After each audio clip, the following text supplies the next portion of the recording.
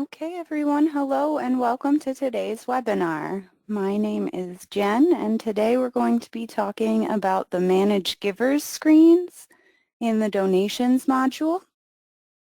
The current version of the software is 22.19.2, and if you're following along in the workbook for today's webinar, this topic of the Manage Givers screen is covered in workbook D101 on pages 11 through 23. And those workbooks are available for purchase on our website. If you have questions during the webinar, you can type those into the questions panel and Kellyanne will answer those as we go. If it's something that I think everybody needs to hear the answer to, I'll say it out loud as well. And try and keep those questions related to the topic at hand, the Manage Givers screen in the Donations module. And I think that wraps up all of our announcements to get started. So let's go ahead and dive right in. We're going to open up the Donations module. And the Manage Givers screen can be reached from the button right here in the center when it first comes up. Or if you are already in another screen and you can't see this little box, you can come up to the top here to Givers and then Manage Givers right here. Most functions in Church Windows have at least 2 ways to get to them. So here we are in the Manage Givers screen. In the top left corner, you'll see we have 2 tabs. We have Individual Givers, and then we have Families and Groups. The Families and Groups tab will have people who are giving together as a family, which we're going to talk about. Or we will also see on the Families and Groups tab the groups set up from the membership module and any folks that have been added as donations group givers. So as we look at this screen, the first thing we have at the top is a type to search box. If you want to look for someone by their name or by their number, you can do that here. If I just start typing, you'll see anybody who matches what I'm typing comes up in the box as I'm typing. So for example, if I type Oliver, as I type it, the list gets shorter based on who matches what I've typed. And if I were to click on one of these people, it would jump me down to their name in the list. If I want to clear out the person I've selected, I can click the little X, and then I have a plus here to add new givers. Now our choices are add membership individual and add donations individual giver. A donations individual giver only exists in the donations module. They don't exist on the membership side of things at all. So you would really only want to use the donations individual giver for like people who are one-time givers, maybe someone who came to visit for a funeral from out of town and you know they're not going to be coming back, or perhaps a local small business, something like that where you don't want to see those records at all on the membership side of things. If you want to add someone who exists in both donations and membership, you want to use the membership individual option. If I choose that option, the first thing I have to select, where you see this flashing red exclamation point, is the family category. So this is where I decide, is my new person a member or a visitor? Then you fill out all the rest of the information, and you can add individuals to the same family or just add one single individual.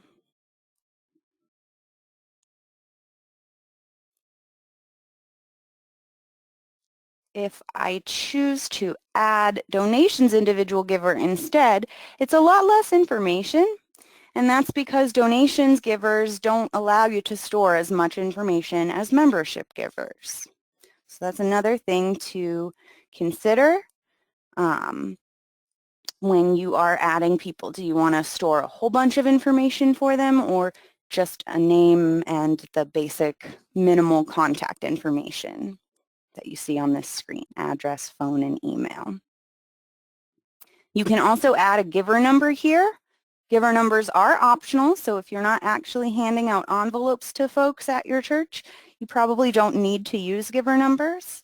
It would just be making kind of extra work for yourself if you don't actually use envelopes.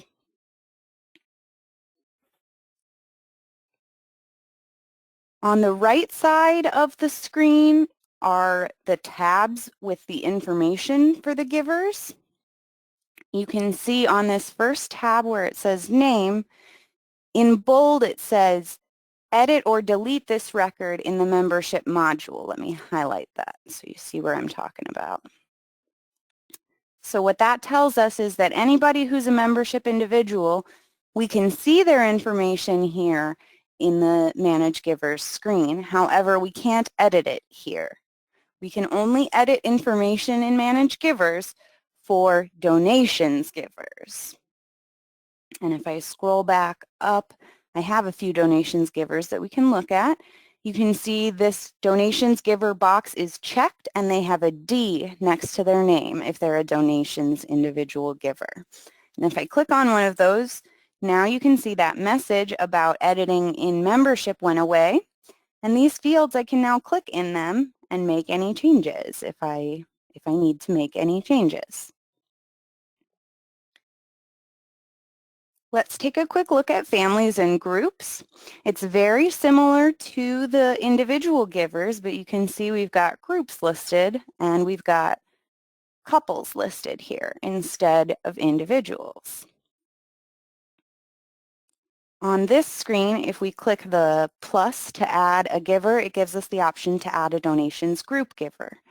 So again, for example, that might be a local small business, or maybe a local Girl Scout or Boy Scout troop, something like that. If they are giving donations and you don't want them in the membership module, but you want to keep track of things, you can use Add Donations Group Giver.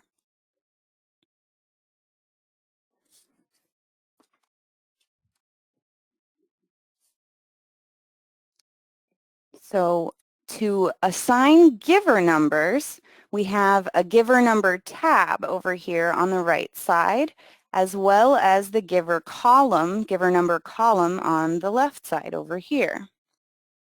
So if you want someone to have a number starting on the first of the year, you can type that number in the current giver number box over here on the right, or in the giver number box next to their name on the left. Either way, that's going to default assigning the giver number that you want for the first of the year. Besides the Manage Givers screen, you can also assign numbers in the screen called Manage Numbers up here at the top. I'm going to close Manage Givers for a moment and we'll look at Manage Numbers. This screen, Manage Numbers, actually allows us to customize the starting and ending dates so that we can assign the number based on a particular date instead of just defaulting to the first of the year.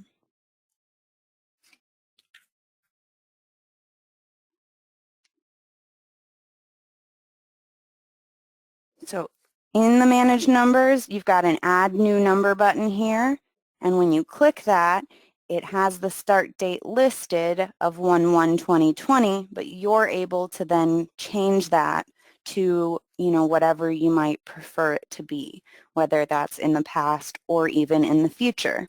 You can always set up future numbers to be utilized once that date hits. Church Windows knows what day it is based on your computer's date, and so once you hit that date, the number would become effective if you wanted to date a number in the future. Let's go back to Manage Givers now, and we're going to talk about folks who give as a family. So if you look at the list of names here, you'll notice that some folks in this list have the same number as one another, like Bill and Donna Bell, they share number 64, and Evan and Nikki Bernard, they share number 22. And you'll also notice that the background of their giver number box is blue. That means they're already set to give as a family. The family is based on who is in the same family record in membership. And the option is selected on the Giver Number tab. So on the Giver Number tab, for example, if I want Jen and Richard Arnold to share giver number 24, all I need to do is check Gives with Family for the person with the number first, and it'll say, this will transfer Jen Arnold's giver number 24 to the family, and I will click Yes to assign all pledges and giving belonging to Jen to the family. Otherwise, I could say no if I didn't want to assign the pledges, or cancel if I don't want to share the number at all. So I'm going to say yes, and you can see the 24 box turned blue. And now if I click on Richard, and if I check Gives with Family for him, suddenly he gets number 24 and it turns blue. So that is how you can set folks up to give together.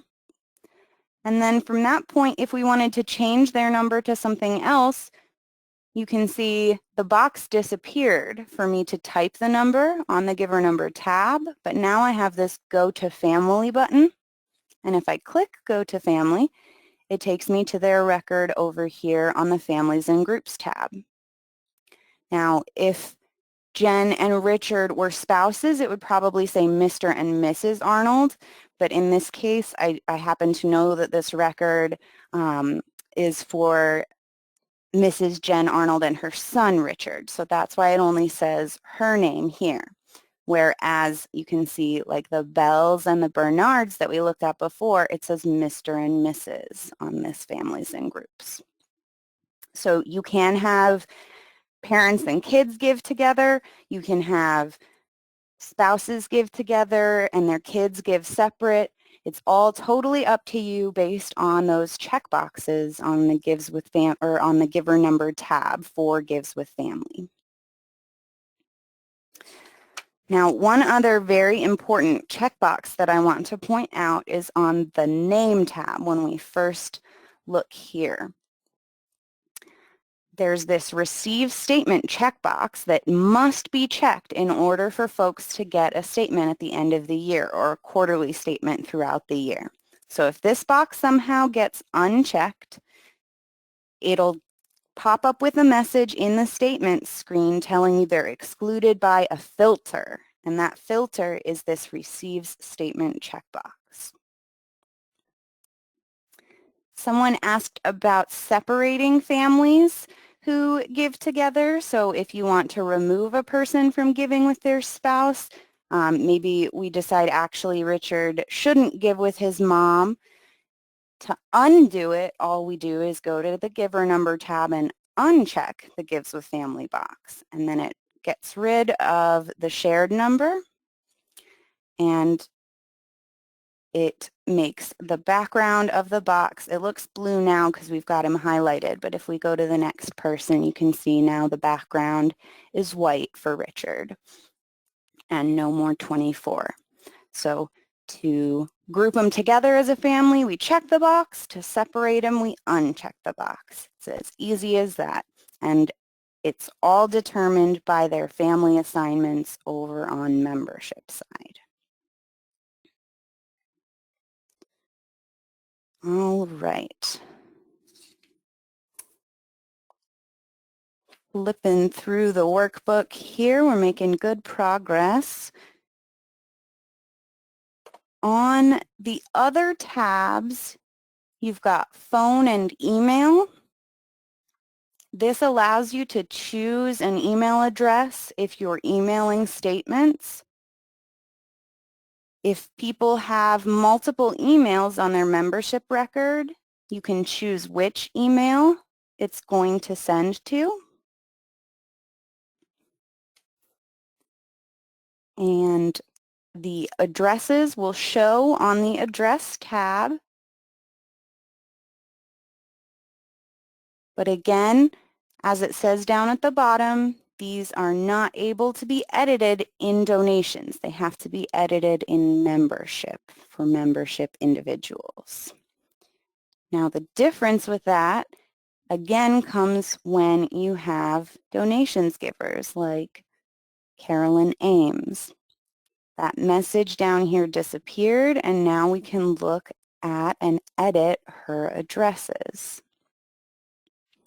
The red minus is always going to be used for deleting, and the yellow pencil is always used for editing. So if we wanted to edit the address for Carolyn, we could come into this little address editing window and make any changes and click OK to save. And then again, on the phone email tab, we're able to edit these because it's a donations giver as opposed to a visitor or a member. Visitors typically have V's in brackets and members typically have no letter unless you go in and ask it to show M's for members from the membership side of things. The giver number tab is essentially the same for donations givers, except they cannot have families. That's because they don't exist in membership. Membership is the only place you can set up families. And then on the name tab, for our donations givers, if they're no longer active, we can check the inactive box to hide them. Or if they were added by mistake or if they've never had any giving, you can delete them. If a donations giver does become a visitor or a member, there's a transfer function up here, transfer to membership, that's covered in another webinar available on our website. If you search transfer or if you search donations to member, you should be able to find that video about transferring someone from donations to membership. The delete button will only work if a person has never had any giving or if it's a duplicate record and you transfer all the giving off of this record to a different record.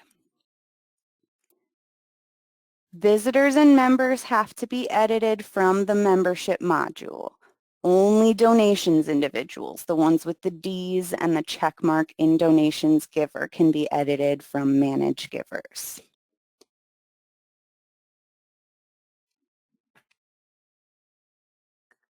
That covers the pages from the workbook for today's webinar.